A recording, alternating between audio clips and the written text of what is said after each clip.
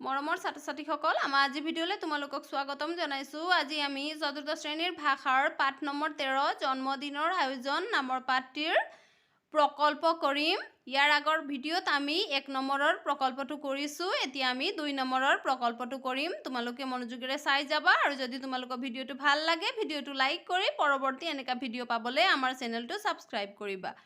ব'লা এতিয়া আৰম্ভ কৰোঁ। চোৱা, 10 গৰাকী মহান ব্যক্তিৰ জন্ম তাৰিখৰ তালিকা কৰা। এতিয়া আমি 10 গৰাকী মহান ব্যক্তিৰ জন্ম তাৰিখৰ তালিকা প্ৰস্তুত কৰিব লাগিব। চোৱা, মই ইয়াত কাগজ এখিলাত কৰি দেখুৱাই দিছোঁ। তোমালোকে ধুনীয়াকৈ তোমালোকৰ বহীত কৰিবা। এতিয়া চোৱা, আমি একেবাৰে ওপৰত প্ৰকল্প বুলি লিখিছোঁ। তাৰপিছত চোৱা, আমি ইয়াত প্ৰশ্ন লিখিছোঁ, 10 গৰাকী মহান ব্যক্তিৰ জন্ম তাৰিখৰ তালিকা প্ৰস্তুত কৰা। তাৰপিছত আমি এইফালে লিখিছোঁ মহান ব্যক্তিৰ নাম, এইফালে লিখিছোঁ জন্ম তাৰিখ। তোমালোকে এনেকৈ তোমালোকৰ বহীত বনাই ল'বা।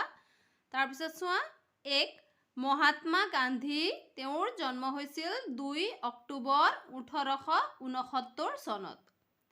তাৰপিছত চোৱা, জ্যোতিপ্ৰসাদ আগৰৱালা, তেওঁৰ জন্ম হৈছিল 17 জুন 1903 চনত। তাৰপিছত চোৱা, কনকলতা বৰুৱা, তেওঁৰ জন্ম হৈছিল 22 ডিচেম্বৰ 1924 চনত। তাৰপিছত চোৱা,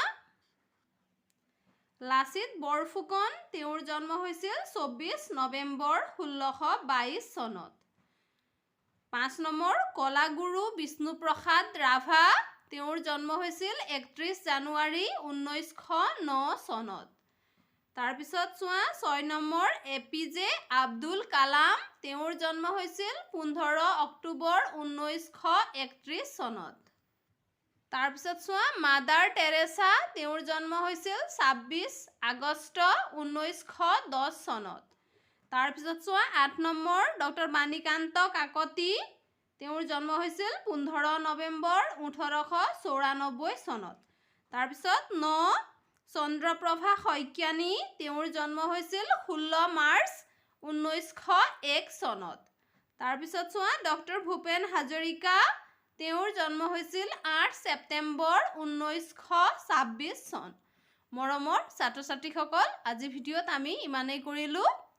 তোমালোকে মনোযোগেৰে পঢ়া শুনা কৰিবা আৰু যদি তোমালোকৰ আমাৰ ভিডিঅ'টো ভাল লাগিছে তেতিয়াহ'লে ভিডিঅ'টো লাইক কৰি পৰৱৰ্তী এনেকা ভিডিঅ' পাবলৈ আমাৰ চেনেলটো ছাবস্ক্ৰাইব কৰিবা।